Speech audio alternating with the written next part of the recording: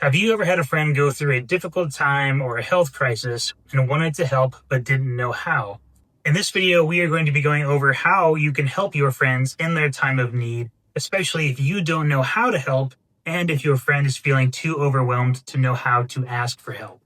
But before we get into that, please welcome back to Faith Made Well. My name is Ryan, and here next to me today is my beautiful wife, Roslyn. Hello. And so as you can see, today's episode is going to be a little bit different. But before we get into that, if you are new here, on Faith Made Well, we like to talk about Jesus Christ, our faith, as well as navigating chronic illness and pursuing our faith in Christ and pursuing Jesus himself through those difficult circumstances. If any of that sounds at all interesting to you, I would ask that you would prayerfully consider subscribing to the channel, but only do so if the Holy Spirit is leading you to do that. Thank you. Now back to the video. So we've been thinking about this video for a while now. I actually made notes on it over a year ago to make this video, but I would say it was recently inspired by a couple of friends of ours who are walking through pancreatic cancer with her husband. Christina and Tom are their names, and they're right in the midst of the worst of it right now, and we're praying for them. We are praying for them hard, and Lord, bless their family. But in them going through that, she and I had a great conversation about what does it look like to help, and we were able to compare notes. And so you'll hear me mention her a few times in this video as the friend walking through cancer with her husband right now, it gives some perspective from a couple of different views, not just ours. And with that, I would just say, if you feel in your heart to take a moment to pray for them, specifically for Tom and his healing, I know that they would greatly appreciate that. Absolutely. So we wanted to make this video specifically together because obviously I'm the second half to Ryan's chronic illness. And so especially when he was at his worst in the beginning, there were a lot of people wanting to come alongside us and help us. And we were very grateful for these people. But in the midst of everything, I'm handling a sick husband, 2 little kids, trying to manage a household. It was very overwhelming for me. And it was hard to know what to ask for help with. And for those that were offering, they weren't always specific on what they were offering. And so I didn't know what to ask them for.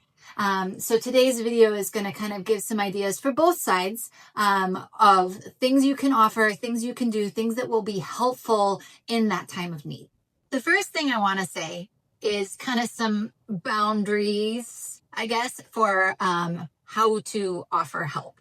A big thing is, offer within your scope of talents. God has given you talents. God has given you resources. He's given you certain amounts of time. And I want you to gift based on that. If you're not someone who is good at making a meal and bringing it for somebody else, then don't sign up to bring a meal. Sign up or do and offer based on what you are good at and what makes sense to you. If you're good at making sourdough bread, bring some bread to those people, like things like that. But we'll get into that.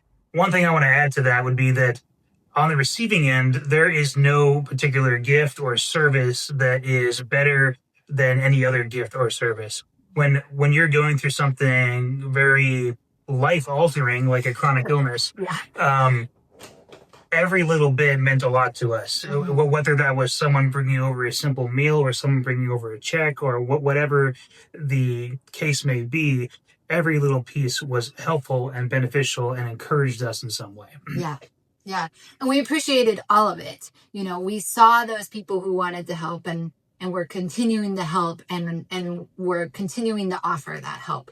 The other piece I will start with is that it is very good to offer specifically. This one is hard.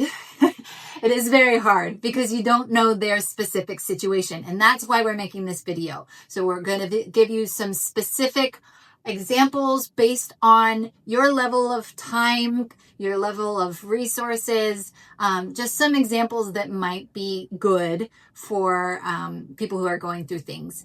And being specific helps a lot because I know when someone would ask me, hey, I want to help. How can I help?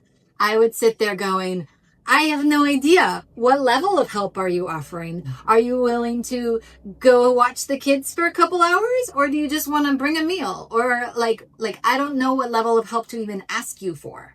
And so being specific and giving kind of a general like guideline to that person of what level you're willing to offer is so incredibly helpful. And then they don't have to come up with those ideas. All right, so as we get into the specifics, we are going to break things down into 3 different categories. The first category is going to be if you do have a little bit of time and ability to help.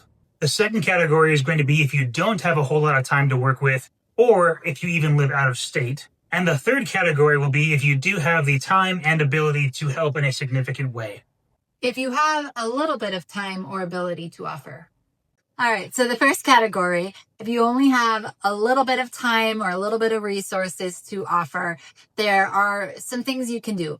The biggest one that people think of is a meal train, which is amazing and wonderful. We appreciated all the meals we got. The only thing that I would say to keep in mind with this one is dietary restrictions. The person that you're ministering to might be trying different dietary things to help them through their recovery. I know there were different points of time we were trying some different diet things for Ryan to try and see if those would help.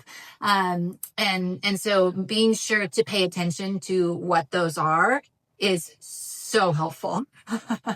Yeah, and I think one thing I would add to that would be that even if you think you know the person's diet very well, I would say still ask them. And the reason I'm saying that is, for example, with myself, my whole life, I've been a big spicy food and taco lover. Now, with having a chronic illness, those foods do not agree with me very well, and they actually make me feel worse a lot of times. So just because you think you know someone's dietary restrictions, I would say it is still important to reach out and ask and make sure that nothing has changed. Yeah. The other thing that when it comes to meals is sometimes it might be daunting for that person to have to schedule a meal train, schedule when people are going to come and what time they're going to come and all those pieces. And so a good idea, if you're a neighbor or if you live nearby and you made a big pot of stew, just text that caregiver person and say, hey, I made a bunch of extra stew tonight. Would you like some? And that just takes off that pressure of scheduling. And it's a yes or no. I would like this. And sometimes even with the scheduling, like you never know what time you're going to get back from a doctor's appointment. You don't know what time anything, if there's going to be an episode or whatever. And so those kind of random, unplanned things are actually oftentimes really good. And a few other options we want to throw out there for you to consider would be some of the following things. Grocery order pickup, taking kids to the park, doing a load of dishes, dropping off a drink or a snack, etc. Some other easy things to do is you could offer to go for a walk. This one, be careful of, because either the patient might not be able to, they may not be at a level of health that they can. But even for the caretaker, sometimes a short walk is really helpful. Another one that I was recently talking to a friend whose husband has cancer and they've been walking that journey. She was talking about how a friend of hers did some research for her. They found a group that does cleaning, house cleaning for cancer patients. And this friend did the research, found out about it, did the application, and then the caretaker only had to schedule the cleaning. And so that was actually really awesome for her because she didn't have to think about it. She would just, all she had to do was schedule. And so that was way less pressure. The one thing I'm going to add to that is absolutely, I think researching and taking some of that burden off someone is very helpful. That said, also keep in mind that the person who is sick, as well as the spouse and family, are going to be receiving countless suggestions and advice and other types of helpful information, which it is all helpful, but just keep in mind that you don't want to overwhelm the person with more information than is necessary. And anytime you are going over to their house to help in some way, whether it be the dishes or taking a kid to the park or whatever it is, just try and make sure they feel comfortable not having to host you.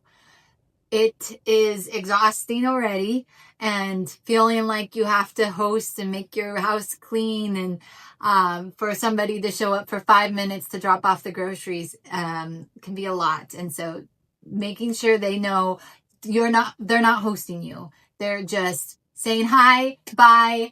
That's about it. Zero pressure. Yeah, because sometimes being too helpful isn't actually helpful. There is a fine line there of having to make sure you're giving enough space to the person, because depending on the illness, in my case, energy is lacking, but generally speaking, with most chronic illnesses, energy is lacking.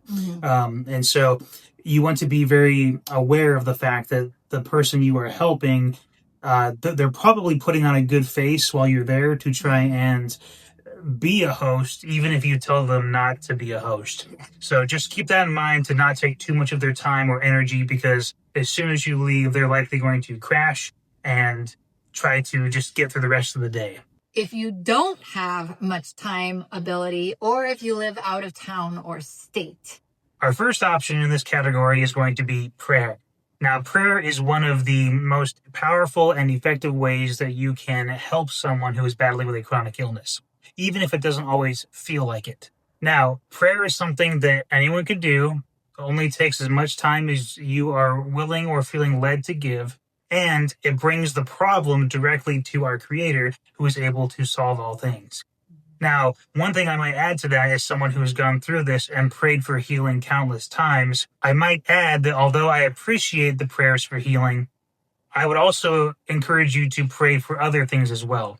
Because for whatever reason, sometimes God doesn't allow healing in a particular season. For me, it has been almost 3 years now, and I still have not received the healing I've been praying for.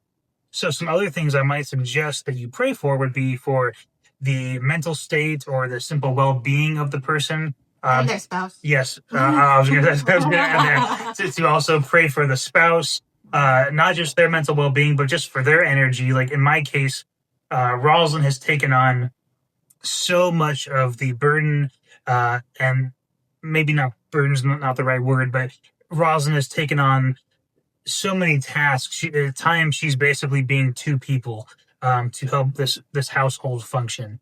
And so think of other ways to pray for the person. I would also encourage you to, if the person is a believer, to pray that you would open up their heart and their mind to what God might be trying to teach them in those moments.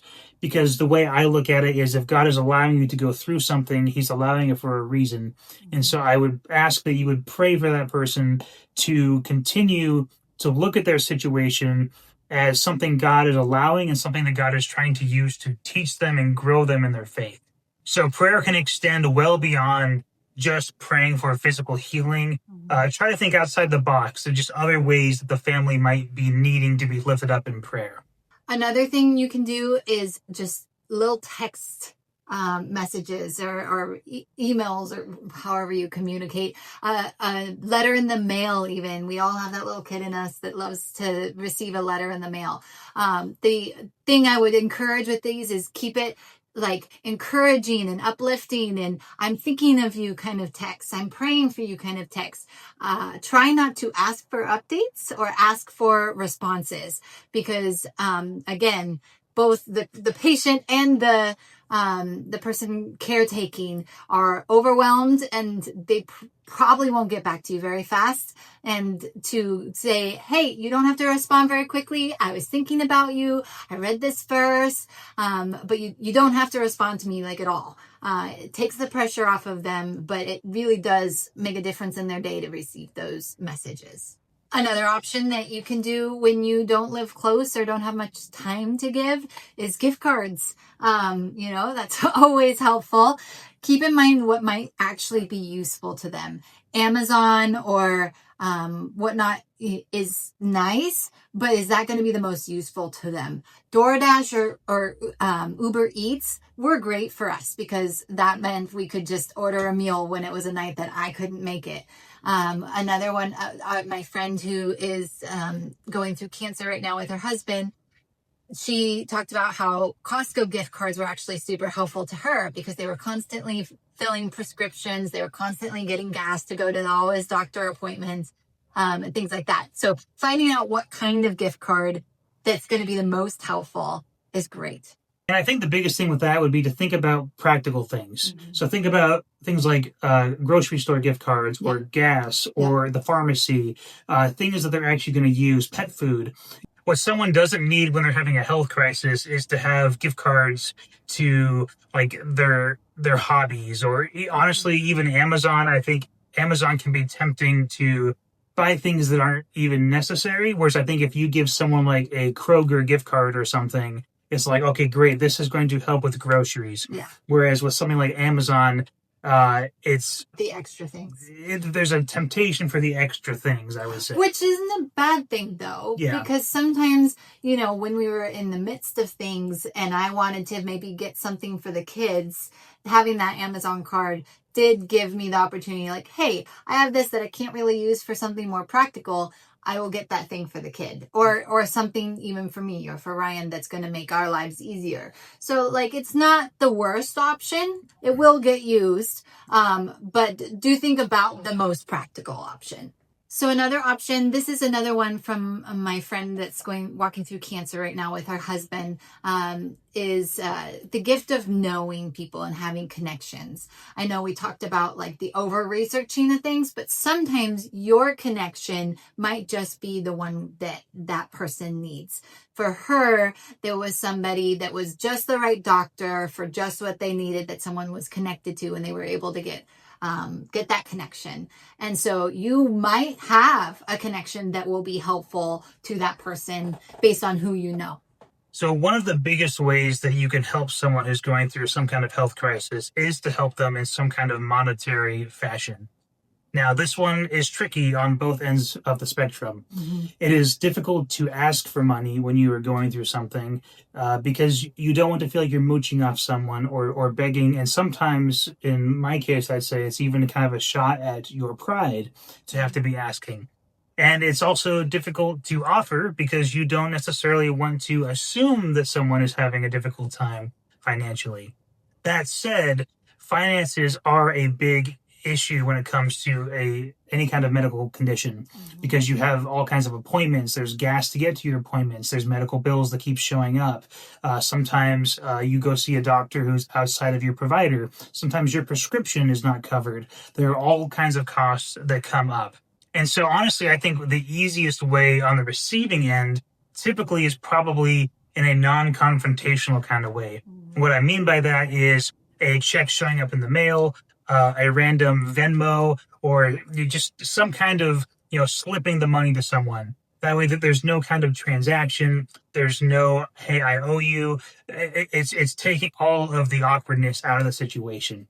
And those things are very helpful. I know for us, there have been so many times that a check or something has shown up at the exact right moment. And it has been, even recently, it happened. And it's one of those stories that like I've heard people talk about praying for God's provision, and something shows up, and we've actually seen it happen, which is crazy. And I'm not saying that's exactly what God will do for you. I pray he will. But just know that those monetary needs are very real. And the cost of going through a chronic illness is very expensive, and it's long term. Yeah. The bills don't stop. No. Well, and like you kind of touched on this, but your friend's not going to ask for money. They're just not, especially if they're good people who love the Lord and love people. They're not going to be like, hey, we need money.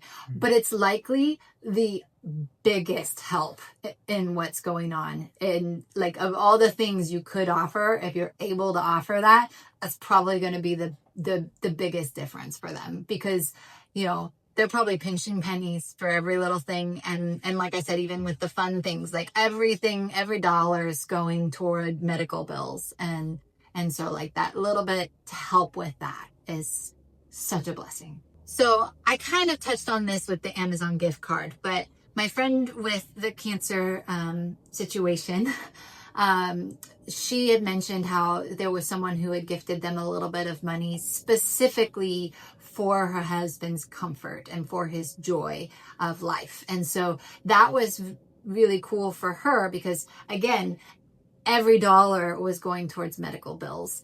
And to have that little bit of set aside to be able to do a few things that made him happy, or even her in that situation of hardship, was really nice for her. And that. Yeah, I think to add to that, in my own personal experience, I know the first 6 months of me being sick, there was a lot of time where we were just really focused on the finances and trying to make sure that everything was good and we were covered. I wasn't working at the time. I was the primary income before I got sick. I distinctly remember about 6 months in, I think I was given a gift card for a video game and I ended up buying it. And to me at the time, that was so exciting. I think mostly because I realized, number one, that we hadn't bought anything fun in 6 months. And it was also something just new and exciting for me to look forward to.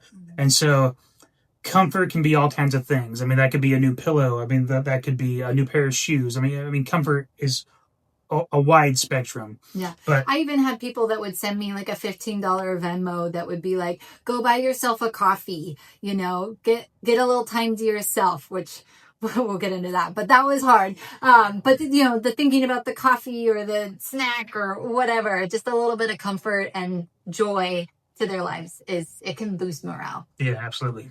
If you have a significant amount of ability or time to offer. So the first thing that we're going to cover in this section is maybe even offering to help clean their home, which I know is a big ask and a big offer. That's what this section is. Yes. But in our own experience, we had one particular friend reach out and offer to help clean our home on a very regular basis. And in that moment for me, not only was I incredibly humbled by this person's act of service, but I also felt incredibly loved at the same time. And so for us, I remember I was lying in bed. I could hardly do anything. And we had a friend over who was cleaning our toilet. And I just remember... Weekly. And I remember just being so humbled, a little bit frustrated because I didn't want this guy to have to do that for me. But it was so helpful and honestly so needed at the time. Mm-hmm. And I think we will always look back on that time period with that friend and we will always remember his heart of servitude just to help us in such a humbling way. But it really, really meant a lot. Well, and it was great for me too, because I, again, as we've already covered, had so many things I was trying to manage and keep track of, and to have that little bit like taken off my plate weekly was so wonderful. A few other ways that you could help in a significant way would be to watch the kids for a full work day, pay for a load of groceries, or help with lawn work and house care.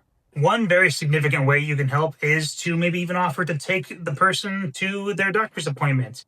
It is incredibly helpful. There are so many doctor's appointments with your regular doctor, your specialists, treatments. There are all kinds of appointments when you are sick. And I know for... Imagine that. Yeah. And I know for myself, it has been so helpful. There have been people like my grandparents, my parents, even friends who have helped take me to a doctor's appointment. And keep in mind that sometimes, like in our case, that also involves watching kids simultaneously. And so it can be a lot to ask, but it is very helpful because with being sick, you need to keep seeing your doctors and specialists to try and keep getting new ideas, to try and keep working towards getting better and getting the treatments that you need. So helping them get to their appointments is something very essential and important. And like, even as the caretaker, there's certain appointments I'm not going to let him go by himself with somebody else with. I'm going to go to those appointments. But it has been helpful to me because, I'm trying to work, trying to meet the bills, and just not having to take off a work day because somebody else can take him is a huge weight off of my shoulders, to not have to be the one constantly taking him to every single appointment, since I'm the sole income at this time. Now, this is one that was inspired by our cancer friend. It's the gift of hospitality. And for them, there was a situation where somebody they knew owned kind of like a rental B&B sort of thing. And basically, when they found out that her husband had cancer, they just gave them the keys to this place because they knew they had a lot of out-of-town family. Their kids live out of town. They're grown adults at this point, but they wanted to come to town regularly to come and see mom and dad. But their house was now a place that couldn't host anyone. And they got those keys, and basically anytime they wanted, someone could stay there. And that was a huge blessing for them. And obviously not everybody has a rental or a B&B or whatnot, but a lot of people have like an extra bedroom. And just knowing that that bedroom is always available for an out-of-town guest is super helpful in those situations. And again, it doesn't necessarily have to be something like a house or a room rental. I mean, if you are willing to let someone borrow a car or something like that, there's all kinds of ways of just trying to help be hospitable to the person and help give them resources that they might be lacking. So in a little bit, we'll talk a little more about taking care of the caretaker. But one thing that you can also offer if you have a good amount of time is to sit with and spend time with the patient so the caretaker can get out of the house. Obviously, both of us in that situation are having a hard time. I had people, are you getting time for yourself? Are you making sure you're taken care of too? No. I know you're giving a lot for Ryan and the boys and the family and the house and everything. And so giving a little bit of your time to stay with the patient so that they can get out of the house, do something for them is great. I will say this with the caveat that this often does need to be a trusted individual. I know even for Ryan, he didn't always feel the safest with just anybody staying with him. And that made it a little bit harder. But if you're a trusted individual, you're more likely to get a yes with offering that. But if you get a no, do not be offended. Oftentimes it just means that the caretaker doesn't feel like they can leave that person alone themselves. They can't trust just anybody in that situation. That's most of our list of ideas to help, but just remember that every family is a little bit different. There's a lot of things to keep in mind when you're offering help, and we're going to kind of get into that right now. But every family is a little different, what they need, what they'll say yes to. And so just know if you get a no, it's okay. And if you want to keep helping, just offer something else. Specifically for us, one of the big things is we've got kids, and we want to keep in mind the world we live in, and we don't just trust anybody with our kids. There's a lot of things going on that is not ideal when it comes to childcare. There is a lot of things in the world right now that is a little scary when it comes to childcare and trusting your kids with somebody. And if somebody tells you no, if the family tells you no about watching their kids, don't take it personally. Just recognize they're doing the best they can for their kids, even in the midst of a health crisis. In the midst of a health crisis, we as the recipients want to keep in mind that any sympathy being provided is coming from a good place. Absolutely, we want to receive that. We want to hear that. But there are certain things and ways to relate to your friend that maybe you should avoid. One thing that's often brought up from friends or family when I mention I have chronic fatigue syndrome is sometimes I am met with the response that, oh yeah, I'm tired too, or hey, I wish I could stay at home for 9 months or years and not do anything. These comments honestly often get to me because it reveals just how much they don't understand. And again, I know that they're trying to relate and they're trying to understand, but it honestly really hurts. I didn't choose to be at home for 3 years. I didn't choose to lose my job. I didn't choose to get sick.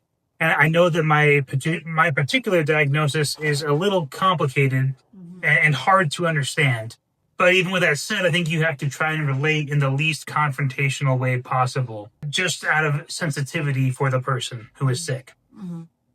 And even for our friend who's going through pancreatic cancer, she mentioned how when she shares what her husband's going through, oftentimes there might be someone who, again, from a good place, might be like, oh, my uncle just died from that. Don't say that, guys. Don't say that. They're trying to keep up hope. They're trying to hope to get through this and get through it in the right way. And they don't want to dwell on somebody who maybe died from that. Another thing with the pancreatic cancer is it's the fourth most deadliest cancer that you can have. You say, oh, my mom had breast cancer and she survived. It's not a comparison because there are such different levels of cancer. And so I think ultimately the biggest thing to keep in mind when you're relating to someone who's going through something is to try as best as you can to avoid comparisons. Try and keep it, I'm encouraging and uplifting, and I'm thinking of you and I'm praying for you, but not so much the comparison side of things. Yeah, and I think, like you said, too, it's important to try and help the person keep up hope. Mm-hmm. So like that comment when someone says, my uncle died of pancreatic cancer. Well, that's not instilling hope in these people who are going through this right now.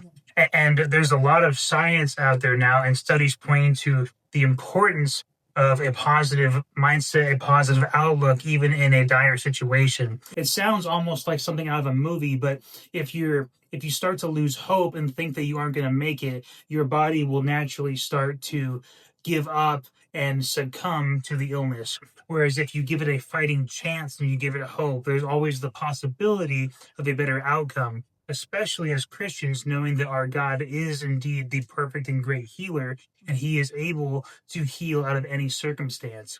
And so for Tom and Christina, we pray for healing, and we pray from a place of hope, not from a place of fear and suffering. And to keep in mind, too, if you do have a positive story, like, oh, my uncle survived pancreatic cancer, that is a story worth sharing because that gives them hope. Something that was also really big for me, at least, and I don't know about for you, but you were also in bed at this time, was talking fatigue. And this is where everyone that we know is asking how Ryan is doing, where is he at, what's he doing to help, it's basically where you get tired of talking about it. And this is kind of even where with the text, don't ask for updates. Because sometimes we just don't want to talk about it anymore. We're so this is our life. It's exhausting. And, if I go to church and 20 different people ask me about Ryan and how he's doing, I'm so done. And I know those people are caring and they're wanting to show me that they care, and I see that, but also my internal heart is going, I don't want to talk about it anymore. And so try and keep that in mind. One thing that in the midst of the worst for Ryan, this was really, really cool for me, is that we were expecting a baby when he was at his worst, and some friends asked if I wanted to do a baby sprinkle because it was our second child. And I told them, I would love to, but also I don't want to have to talk about it. I really don't. I am exhausted. I just want to celebrate this child and not be constantly talking about Ryan, because every single person in that room is going to ask me about it. And I just don't want to face that right now. And so what we decided to do is, my friend, before the party actually happened, I wrote out a update of where things were at with Ryan so that people wouldn't have to ask. And she sent that to all of the people attending the party saying, hey, so Rosalind's really having a hard time. She needs a break from talking about this. Here's the update so you don't have to ask.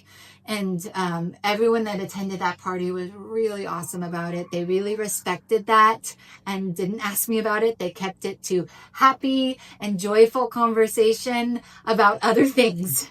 And it was wonderful because I didn't have to talk about it. And so that was really special and meant a lot to me. I think too, as I'm going through this, I think I'm doing a lot more research than you are, for example. Mm-hmm. And there is a benefit to taking a break from some of these things. Right now, I'm specifically going through a class 4 chronic fatigue, but I think this applies to a lot of chronic illnesses.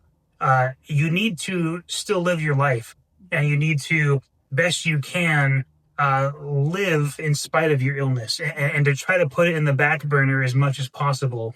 And opportunities like this, whether it's for the person who's sick or for the spouse, getting a break from the daily life of a chronic illness is so essential, just for like your mental health and your well-being, to get a break from having to live in this constant state of illness.